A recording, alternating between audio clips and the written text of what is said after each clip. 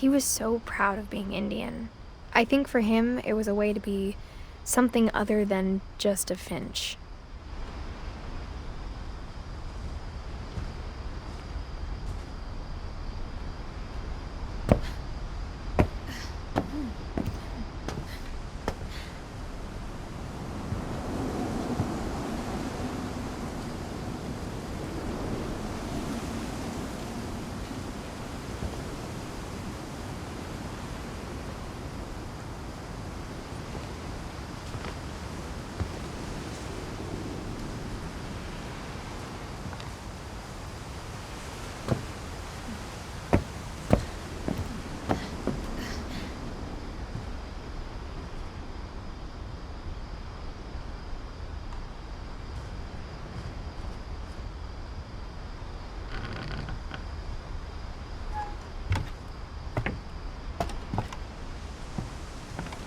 On the way back from Lewis's funeral, my mom told me to start packing.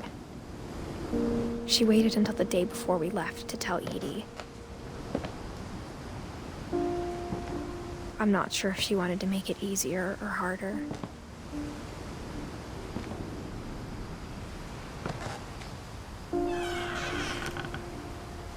I wish we'd stayed.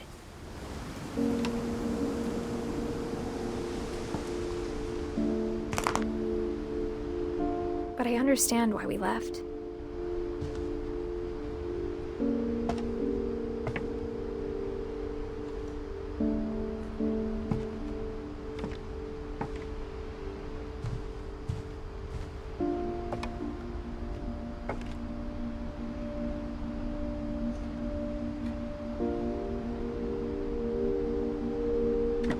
What happened that night had been coming for a long time.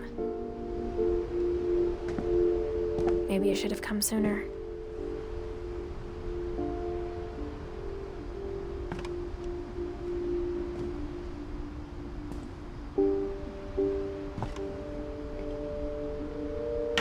But it had to end one way or another. All that's left now is to tell you about that last night.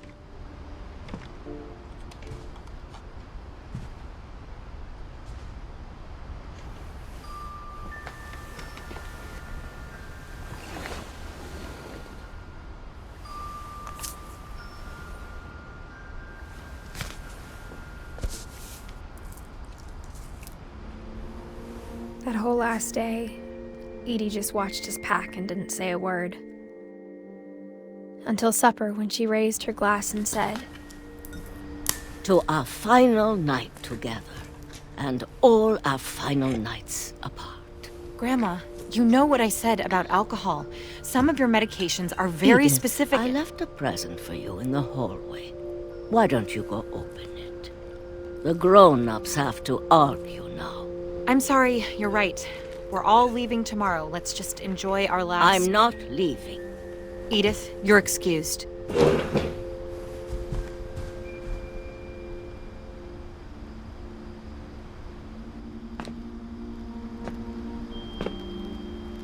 The power had been shut off that morning, but Edie always had plenty of candles.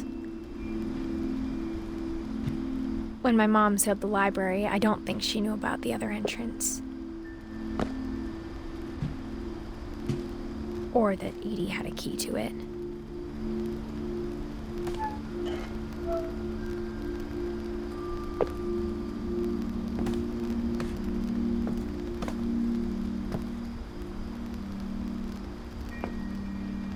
The thing you're afraid of isn't going to end when you leave the house. Edith has a right to know these stories. My children are dead because of your stories. I think it's best if Edith and I leave tonight.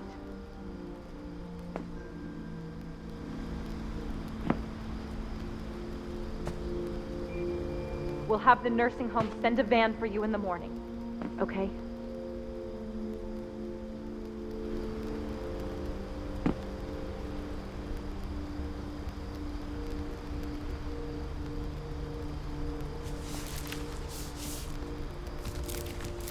Dear Edith, there's so many stories I wish I could tell you, but there's only time for one.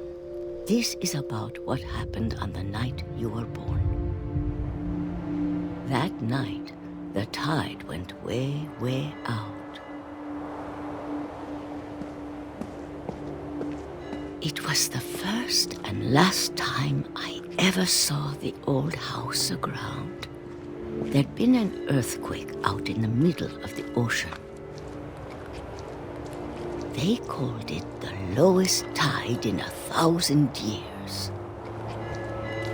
God, it smelled awful.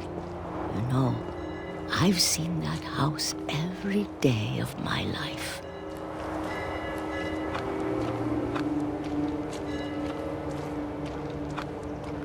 But I never thought I'd go back to it.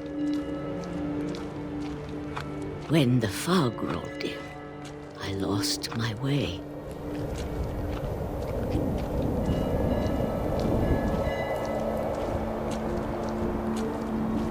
I got turned around.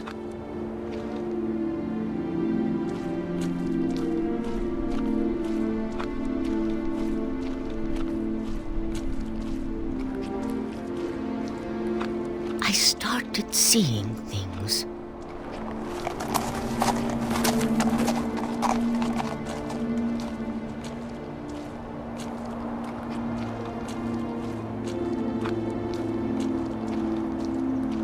Things I'd forgotten had ever existed.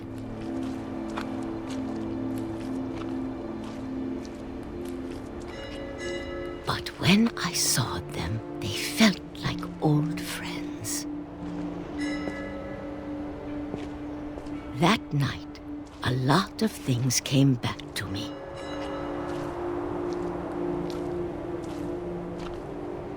Or maybe I came back to them.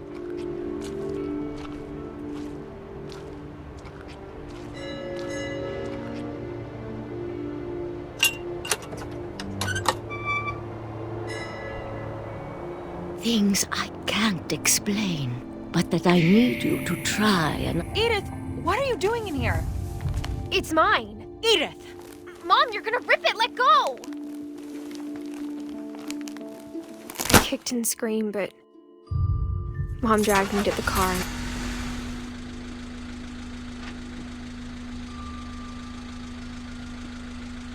I never saw Great-Grandma Edie again. The next morning, the band came to pick her up, but she was already gone. After that, we moved around a lot.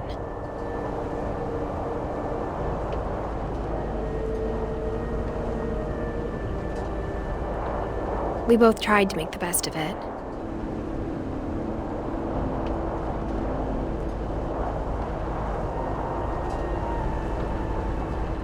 A few years went by.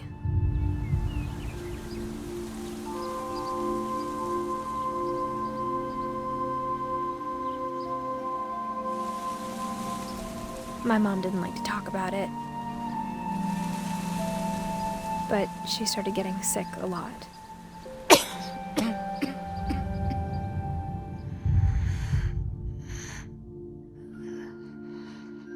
She got better for a while, and then she didn't. And then I was alone. The last finch left alive.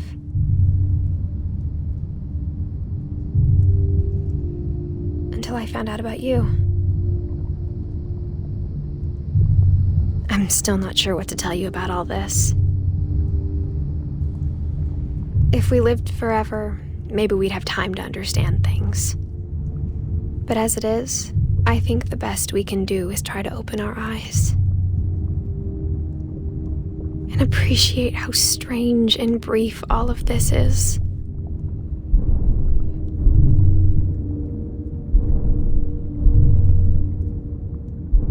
This journal was supposed to be for you. But now I hope you'll never see it. I just want to meet you and tell you all these stories myself. But I guess if you're reading this now, things didn't work out that way.